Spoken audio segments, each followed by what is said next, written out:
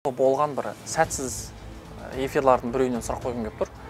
Ол сенің бұрынғы ара-қатынаста болған қыз келгені эфирға, иә? Мен өзімнің кінәмді білем, ер азамат ретінде мен оны мойындай да алам. Және соны түсініп, кез келген қыз балаға мен ойлаймын, ондай нәрсе өте ауыр тиеді деп ойлаймын. Дәл сол бұлбұлмен болған жағдай екінші рет бізде қайталанды. Зухра мен уақытша айырылысып кеткен кездер болды ма? Сол сәтте болды, жаңағы екінші жағдай қайталанған кезде біз бір аптаға жуық арамызда бір айырылысқан сәт болды. Зухра мен болмай қалса, Бексұлтан Барат қайтадан Қостанайға келуі мүмкін ба? Барғым келеді. Жаңа Қазақстан құрамыз деп жатқан қозғалып жатыр ғой, әлеуметтік желіде болсын, адамдардың аузында, иә? Соған бір азаматтық көзқарасы қандай Бексұлтан? Қазақстанның гүлденіп жатқанын мен өзім байқап жатырмын. Негізінде біздің Қазақстанда өзгерістер бар. Жақсы жағына қарай өзгеріп жатыр дедің, иә? Өткенде мен жаңалықтан көрдім. Жыл басынан бастап қазірге дейін статистика бойынша азық-түлік бағалары 21%-ға дейін көтерілген. Көтерілді де, қымбаттап жатыр. Ол жақсы жағына қарай өзгергеніміз ба? Всем сәлем. Не әңгіме YouTube жобамыздың тұрақты көрермендері, сіздермен бірге сұхбат барысында кездесіп отырмыз. Бүгін біздің сұхбатымызға келген спикеріміз Қостанай жобасының 3-ші сезонының қатысушысы Бексұлтан Барат. Ассалаумағалейкум. Бексұлтан мырза, қош келдіңіз. Қош көрдік. Қалайсыздар, жақсыздар ма? Жақсы, енді біз күнде эфирде жүрміз қазір. Эфирдан енді 2 айға жуық енді халық көрген жоқ сені. Сол туралы айтып жіберсең, қандай өзгерістер? Эфирдан кейін енді әдеттегідей сол біздің жеке өміріміздегі жағдайлар орын алған, және енді менің өзімнің отбасым бар.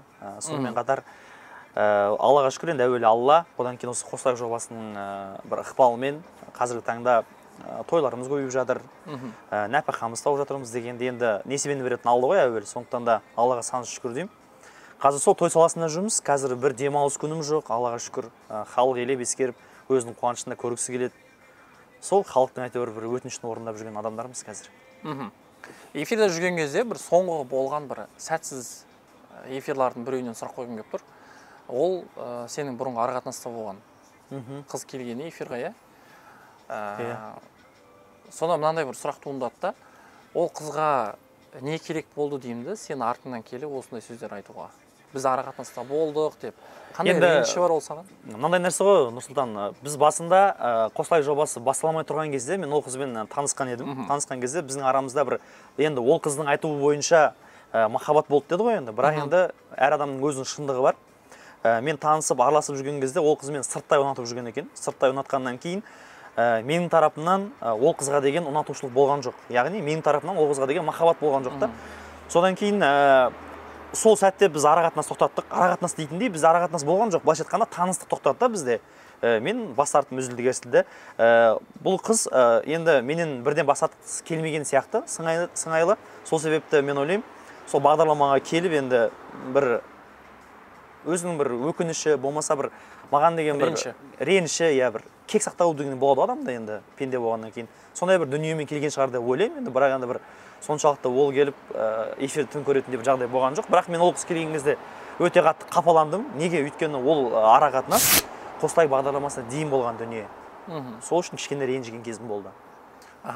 Зухра мен жұп болдыңдар, әп-әдемі жұптық өмірлерің басталып жатқан кезде, сол кезде бір бұлбұлмен бір мәселе болды, араларында. Иә, болды. Содан кейін бір айылысып кете жаздаған бір ара-қатынастарың бір тоқырауға ұшырайтындай бір заттар болды.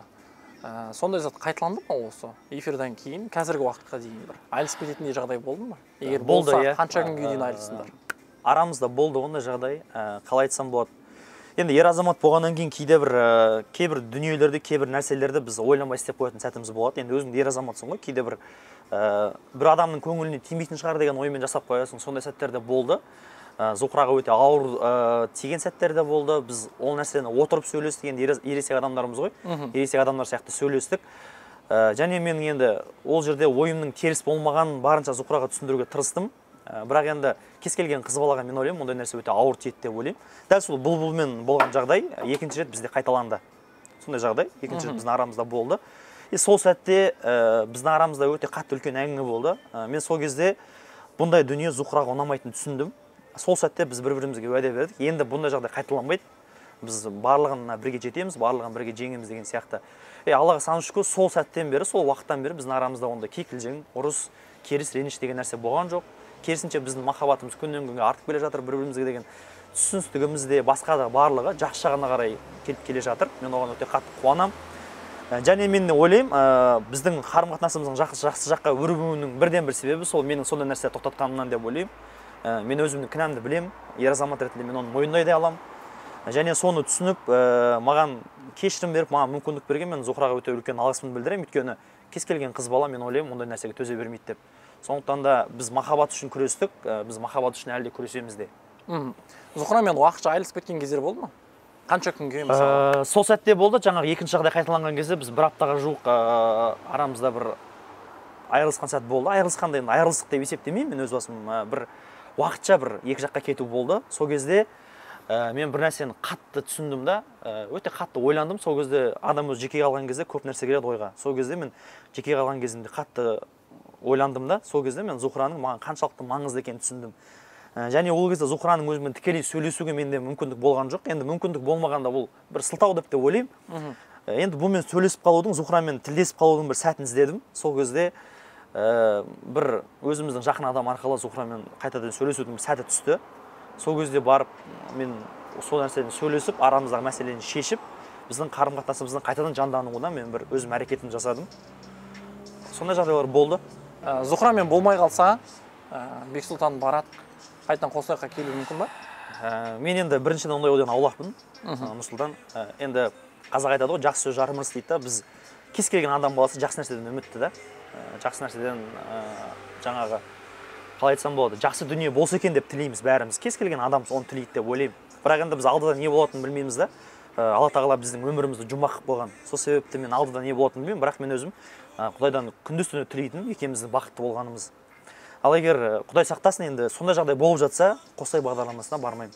Өмірде болады, тойымыз Алла қаласа, бірақ сол Қостай бағдарламасында біздің қосылуымызға септігі тиген, біздің қосылуымызға өзінің бір әрекетін жасаған кісілерді өзіміздің тойымызда, қуанышымызда көргіміз келеді. Ол кісілерді міндетті түрде шақырамыз. Енді қазақ айтады ғой, шақырған жерден қалма, шақырмаған жерге барма дейді. Біз мейлінше максималды түрде шақыруға тырысамыз. Келетін кісілер, сыйлайтын кісілер келеді деп ойлаймын. Енді келмейтін кісілерге өкпеміз жоқ. Бексұлтан, енді эфирде қазақи, өмірде бірақ заманауи қыздарға, жаңа етегі қысқа қыздарға қатты қызығады деген соңғы эфиріңда, соңғы жақтарында әйтеуір көп қозғалды. Оны енді мөлдірде қозғады. Жалпы ондай көзқарас қатысушылардың тарапынан неге пайда болды деп ойлайсың? Енді қазақта сөз бар ғой, Нұрчон, қасқырдың аузы жесе де қан, жемесе де қан дейді да. Енді мен сөздің шыны керек, сол жерде отырған 25 қатысушының ішінде қазақилықты қолдап отқан жігіттердің бірең сараңы ішінде, енді былай айтқанда, ауылмен сүзіп алған кезде бетінде бір қалқып қалатын дүние бар, сол сияқты болып қалдым да мен. Ол жерде сол қазақилықтың бір сөзін сөйлеп отқан, қазақилықты қолдап отқан жігіттердің бір ғана болып қалдым да. Өкінішке орай енді адам болғаннан кейін бір пендешілік болады, бір кемшіліктеріміз болады да, сол кемшіліктеріміз көрініп қалатын сәттер болды да. Енді сол менің сол кемшіліктерімді іліп алып, ортаға шығарған сәтте қатысушылардың ойына сондай бір дүние пайда болды деп ойлаймын да мен. Әйтпесе мен бір періште емеспін, я болмаса мен бір Алла елшісі сияқты жүрегімді жұлып қайтып салып тазалап қойған таза адам емеспін да. Мен де пендемін. Мен адам болғаннан кейін мен де қателесемін. Мен енді бізде Зухра екеуміз айтыс болған кезде мен әзілдеп те айттым ғой. Мен бұл жерде отырып сондай бір жаңағы өте дұрыс адам болатындай, мен мешіттің имамы емеспін деген сияқты мен әзілдеп те айтқанмын да бір мәрте. Сөздің шыны керек, мен өмірде сендер сияқты адам, қарапайым адам, менің де бір шалыс басатын кезім болады, менің де қателесетін сәтім болады. Сондықтан да ол нәрселерге бір дұрыс қарағандарың жөн деп ойлаймын. Қостанайға келдің, оқырман саны көбейді. Осы Қостанайға дейін тойға қанша теңгеге шығатын едің? Қостай бағдарламасына дейінгі гонорарым 100 мың мен 80 мың мен 100 мың арасында болды. Қазір қаншаға дейін көбейді? Қазір 150 мың теңгеден жоғары, қазір Аллаға шүкір. 150 мыңнан жоғары көтердік қазір. Енді Алматы қаласында болатын болса 150 мың теңгеге шығып жүрмін. Ал Алматы қаласынан сырт қалаларға сол 150 мың, 200 мың әркімнің қалтасына қараймыз. Өйткені халықтың арқасында көтерілгеннен кейін, халықтың бір махаббатына бөленіп жатқаннан кейін халықтың қалтасына қарауға тырысамыз көп жағдайда. Осы фитнеске барып жүрдің бір кезде? Иә. Қазір барып жүрсің ба? Барып жүрген болсаң, қанша салмақ тастадың? Қалай айтсам болады, Нұрсұлтан? Енді ол кездерде мен жаңағы фитнеске барып жүрген уақытында бізде тойдың графигі өте қатты тығыз болмады. Қазір қуанышымызға орай, Аллаға саны шүкір деймін, бізде қазір график өте тығыз. Тіпті біз қазір тек қана Алматы қаласы емес, 1000 шақырым, 1000 шақырымды артқа тастап, басқа өңірлерге де барып жатырмыз қазір.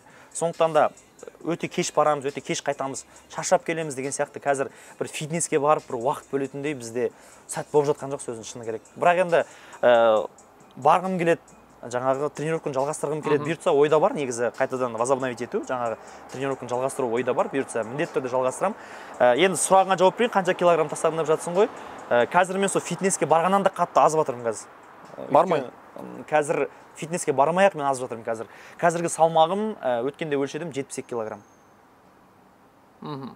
Соңғы өлшегенімде. Оның алдында қанша килограмм? 78 килограмм болды оның алдында. Мен фитнеске барып жүрген уақытында 78 килограмм салмақта болдым. Қазір өлшесем 6 килограмм тастаппын, 72 килограммға түстім бірден.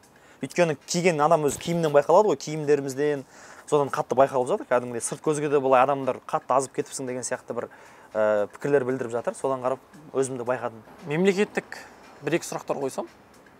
Әрине дайынмын.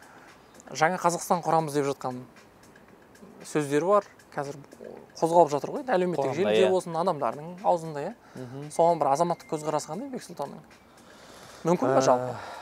Жалпы енді жаңада мен айттым ғой, енді барлық адам жақсылыққа ұмтылады ғой. Мен негізі саясат деген нәрсені өзім ұнатпаймын да. Ол нәрсеге бүйтіп етене қатты араласқым да келмейді. Бірақ енді негізі Қазақстанның гүлденіп жатқанын мен өзім байқап жатырмын. Негізінде біздің Қазақстанда өзгерістер бар. Біз енді адам болғаннан кейін, пендешілік болғаннан кейін көп жағдайда біз көп нәрсенің кемшілігін байқаймыз ғой. Бірақ оның артық тұстарында бір байқамай қалатын сәттеріміз болады. Бірақ енді жаңа Қазақстанның құрылуына қазір әр өңір атсалысып жатыр ғой. Тек қана қазір бір ғана өңір емес, тек қана үкімет емес, әр өңір атсалысып жатыр жан-жақтан, көп нәрсенің дамуына жаңағы көмектесіп жатыр деген сияқты. Мен ойлаймын, енді бұл жаңа Қазақстанның құрылуына Қазақстанның әрбір азаматы көмектеседі деп ойлаймын да. Оған тек қана үкіметке бүйтіп арқа сүйеп қарап отырған дұрыс емес деп ойлаймын. Өйткені қазір жүннен мата тоқитын адамдар көп қой қазір таңда. Енді мен мына өзі Шымкент жақтың адамдарына өте риза боламын. Сол жақтың адамдар еңбекқор да. Дәл сол еңбекқорлықты Қазақстанның әрбір азаматы алатын болса, бізде жаңа Қазақстан одан да мықты болады деп ойлаймын. Сондықтан да ол бізге байланысты, ол саған байланысты, ол Қазақстанның әрбір адамына байланысты деп ойлаймын. Мен өте қуаныштымын. Осындай елбасымыз жақсы дүниелерді қолға алып жатыр, елімізді дамытып жатыр. Қазақстан бір оңынан жақсы дүниелерге қол жеткізіп жатыр. Оның барлығы сол жаңа Қазақстанның жемісі деп ойлаймын бұйыртса. Жақсы жағына қарай өзгеріп жатыр дедің, өткенде мен жаңалықтан көрдім. Жыл басынан бастап қазірге дейін статистика бойынша азық-түлік бағалары 21%-ға дейін көтерілген. Көтерілді де, қымбаттап жатыр. Бұл жақсы жағына қарай өзгергеніміз ба? Енді мынандай нәрсе ғой, Нұрсұлтан, жалпы бізде қазір теңгенің құлдырауы жақындап келе жатыр, мен өзім байқаймын. Инфляция дейді ғой, енді былайша айтқанда. Мысалға біздің уақытымызда 5000 теңгеге кәдімгі зат алатынбыз біз, мысалға 5000 теңгеге бір айға кәдімгі біз азық-түлік алатынбыз да. Ал енді қазіргі уақытқа салатын болсақ, қазіргінің 5000 теңгесі 50 000 теңге. Былайша айтқанда, қазіргі 50 000 теңге мен 5000 теңге, бұрынғы 5000 теңгені қоятын болсаң, екеуінің құны бірдей. Сол себепті енді заманына қарай адамы дейді ғой, ол заман дамыған сайын, жаңа структуралардың барлығы дамыған сайын ол азық-түліктің де қымбаттайтын ол заңдылық. Енді оны біз қалай айтсам болады, кейбір кісілер сол бұрынғы қараңғылықта қалып кеткенде сол бұрынғы нәрсемен есептейді барлығын. Енді қазір адамдардың кәсібі бар деген сияқты. Енді мынау сырттағы саясаттар мысалға мына Ресей мен Украинаның арасында болып жатқан қарым-қатынастың өзі біздің Қазақстанның бизнесіне әсер етіп жатыр. Кеше мысалға мен жаңалықтардан көріп жатырмын, мына қазір Қазақстанда құрастырылып жатқан Hyundai акцентпен Hyundai Creta деген автокөлікті енді Қазақстанда құрастырмайтын болды. Өйткені сол Ресейдегі жағдайға байланысты Ресейден бізге келетін жаңа қосалқы бөлшектер Қазақстанға жеткізілмейді екен бұдан кейін. Соның әсерінен біздің Қазақстан ол бизнестен артқа қалып жатыр. Сол сияқты көптеген факторлардың әсерімен бізде ондай қымбатшылықтың орын алуы ол заңдылық деп ойлаймын. Бексұлтанның әншілік шығармашылығынан жақында қандай жаңалық күтеміз? Енді Нұрсұлтан қазір Бексұлтанның әншілік шығармашылығы дегеннен гөрі Бексұлтан мен Зухраның шығармашылығы дегенге өттік біз қазір. Соны жаңа сатыға өтіп келе жатырмыз. Өйткені Зухраның мен өте риза боламын. Зухра өте еңбекқор қыз, бір бойынан бірнеше өнер табылады. Кез келген жерде мына нәрсені бірге істейік десең, сол нәрсеге бір жұмыла кететіні, жабыла кететіні өте мен қатты риза боламын. Енді болашақта бұйыртса бізде алдағы уақытта өзіміздің жеке авторлық әнімізді жарыққа шығарсақ па деген ойымыз бар. Енді мен өзім ән жазам, өзім сөзім жазам, өзің білесің. Сондықтан да сол нәрсені өзім қолға алып, екеумізге бір арнайлап, авторлық өзімізге бір ән жазып, бір жарыққа шығарсақ деген ойымыз бар. Алла қаласа. Өйткені енді біреудің әнін орындап жүрген, ол да бір әбестік та сөздің шыны керек. Ол да біреудің еңбегі, ол да біреудің наны деген сияқты. Сол үшін өзіміздің нанымызды өзіміз адалынан табайық деп, екеуміз жақында сол шығармашылық жолға қарай бас бұрып жатырмыз, бет бұрып жатырмыз. Былайша айтқанда мына Жазира мен Жанболат, Бүркіт пен Айша деген сияқты әпкелеріміздің жолын қуып, болашақта бір қазақ эстрадасының бір кірпіш болып қалансақ па деген ниетіміз бар. Енді әрине әуелі Алла, одан кейін халық қолдап жатса, неге шықпасқа. Қосылайық жобасына, ұжымына деген бір реніш бар ма? Мен Қосылайық жобасына айтар алғысымнан басқа ешқандай ренішім жоқ, Нұрсұлтан. Өйткені мен жаңа сөз басында айтып кеттім ғой. Мен осы асабалығымның дамып жатқанына, тойымның көбейіп жатқанына әрине әуелі Алла, одан кейін сол Қосылайық бағдарламасының тікелей қатысы бар. Мен халық сол жерден көрді. Бексұлтанның жаңа қырын таныды. Басындағы Бексұлтан қандай еді, Қосылайық дегенге Бексұлтан қандай еді, енді үлкен айырмашылық жер мен көкте. Оны халық та көріп жатыр, оны өзің де білесің, оны менің жақындарым да біледі. Сол себепті мен Қосылайыққа айтатын үлкен алғысым шексіз. Енді сөздің шыны керек, сөзбен айтып жеткізе алмаймын. Ол жердегі кісілерге де мен ешқандай өкпе ренішім жоқ. Тойдың Қосылайықта болмауына Қосылайық бағдарламасындағы адамдардың қатысы жоқ. Ешқандай қатысы жоқ. Бұл менің өзімнің жеке адами тұрғыда қабылдаған шешімім. Бұл менің бір рет отбасын құрғандығым, және ол Зухраның да бір рет отбасын құрғандығы. Сол нәрселердің барлығын мен ойластыра келе, менің қуанышымның, жаңағы тойымның өзімнің жақындарымның арасында болғаны дұрыс деп шештім. Бексұлтан, енді сұхбатқа келгеніңе, уақыт бөлгеніңе саған көп рахмет. Осындай бір қарбалас өмірде жарты сағат болсын, бір сағат болсын уақыт тапқаныңа ризамын. Биік белестерден көрін, шығармашылық табыстар тілеймін. Зухра екеуің енді тойға дейін жетіп, бізді қонаққа шақыруды ұмытып кетпеңдер. Обязательно, міндетті түрде шақырамыз. Осымен біздің сұхбатымыз аяқталды. Құрметті көрермендер, ұнаса лайк, ұнамаса комментарий жасаңыз болады. Келесіде кім сұхбатқа келсін, оны да айтсаңыз болады. Сіздермен бірге әрдайым Нучонский шын жүректен. Мейлі, Бекс. Ал жақсылықта жолығайық, қуанышта болашайық.